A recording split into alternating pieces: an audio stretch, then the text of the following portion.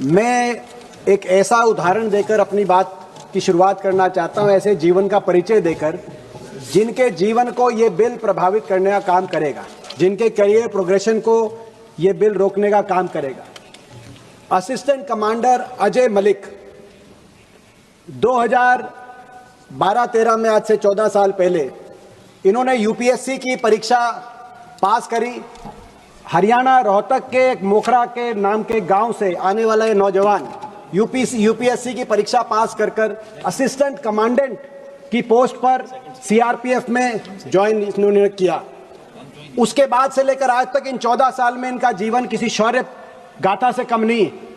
2013 में खाई के अंदर एक जब सीआरपीएफ की गाड़ी गिरी तो ये अंदर गए और 9 जानों को बचाने का काम किया और इनको प्रधानमंत्री जीवन रक्षा मेडल दिया गया।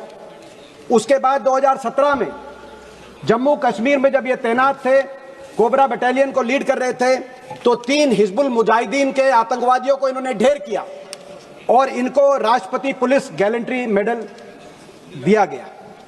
उसके बाद झारखंड में 1 करोड़ इनामी नक्सली को इन्होंने ढेर किया पिछले वर्ष, और इसी वर्ष सारंडा के जंगलों में अपनी टुकड़ी के नेतृत्व करते हुए, नक्सलियों का सामना करते हुए इन्होंने अपनी बहुत बड़ी कुर्बानी दी और इनका पैर उड़ गया, बम से उड़ गया और इनका पैर एम्पुटेट हो गया।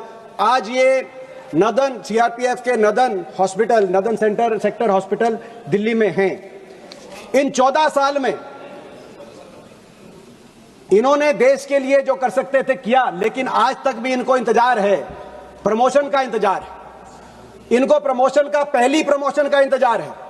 और ये अकेले ही नहीं है, राजस्थान से आने वाले चेतन चीता, जिन्होंने 9 गोलियां अपनी छाती पे सही लेकिन दुश्मन का मुकाबला करने में पीछे नहीं कदम उठाया। बिहार से आने वाले असिस्टेंट कमांडेंट विभोर, महाराष्ट्र से आने वाले, जहां से धैर्यशील बोल रहे थे, असिस्टेंट कमांडर सागर बुराड़े, जैसे सैकड़ों CAPF cadre officer, CRPF, BSF के कैडर ऑफिसर्स 15-15, 20-20 साल से अपनी पहली प्रमोशन के लिए इंतजार कर रहे हैं।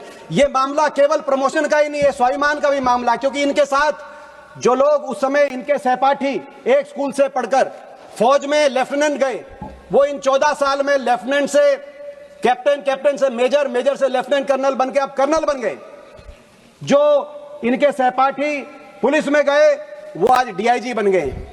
स्वाभिमान, आज जब अपने सहपाठियों को वो देखते हैं, वो भी एक ऐसी फोर्सेस में आए थे जो फोर्स देश की रक्षा करती हैं, कुर्बानियां देती हैं, लेकिन उनको जब वो सलूट मारेंगे आंख से आंख मिलाकर, तो उस नौजवान के स्वाभिमान के बारे में आप सोचिए।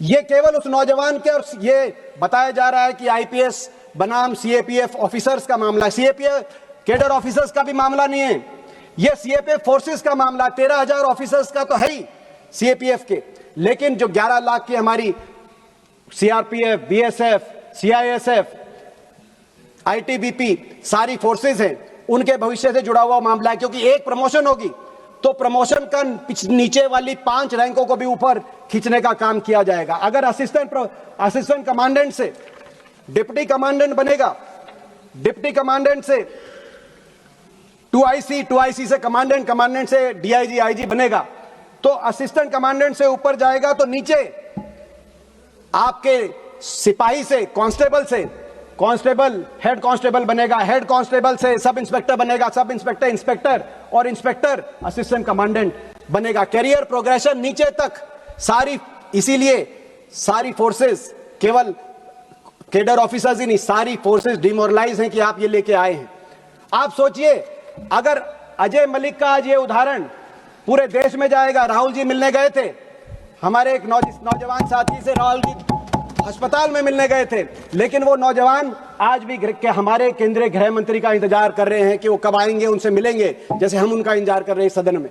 मैं आग्रह करता हूं कि गृह राज्य मंत्री जी से कि कम से कम आपको जाना चाहिए उनसे मिलके, उनसे दिल्ली के ही अस्पताल में सीआरपीएफ के, आप मिलिए, उनकी भावनाएं जानिए, आप दोबारा आ जाइए इस बिल के साथ, हम इंतजार करने को तैयार हैं। लेकिन आप उनको न्याय दिलाने तो दूर की बात है, उनसे मिलने का भी आपको समय नहीं मिल पा रहा है।